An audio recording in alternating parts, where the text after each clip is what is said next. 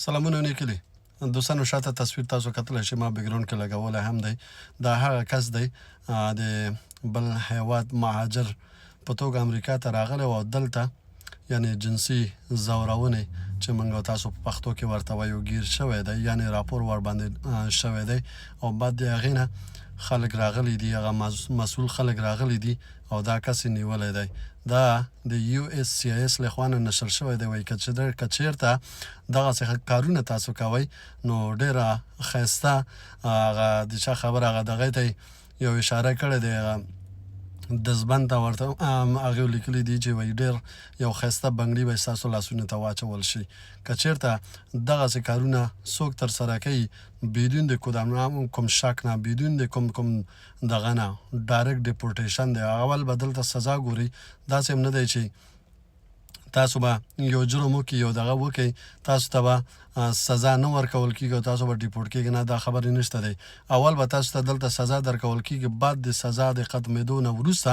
چې کله ستا سزا وخت ختم شي زندان نه وځي هغې نه وروسته هغه کوم حیوان نه چې راغلی هغې حیوان ته ډیپورټ کېږي نو کوشش وکړئ دغسې مردارۍ نه دغسې بدو کارونو څخه دغسې حالاتو څخه ځان وساتئ دغسې خلکو سره مه ګرځئ دغسې خلکو سره مه پاتې کېږئ څه فایده لري خپل غریبي وکړئ خپل ژوند مخته ویوسئ یو څو روپۍ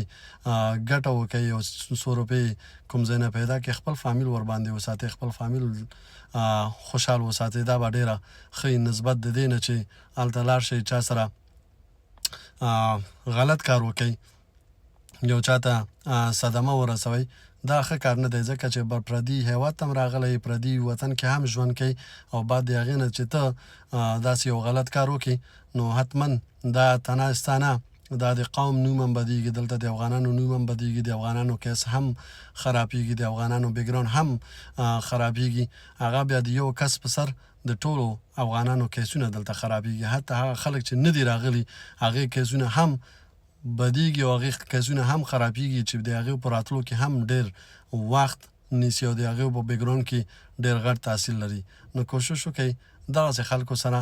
دغسې خلکو چې ګورئ ورته هدایت وکړئ نصیحت وکړئ چې تر څو دغسې کارونه ونه کړي بیا هم مننه ژوندي اوسئ خوشحاله شئ کولی شئ چې ویډیو مو خوښ شوی نورو دوستانو سره شریک مننه سلامت اوسئ سلام علیکم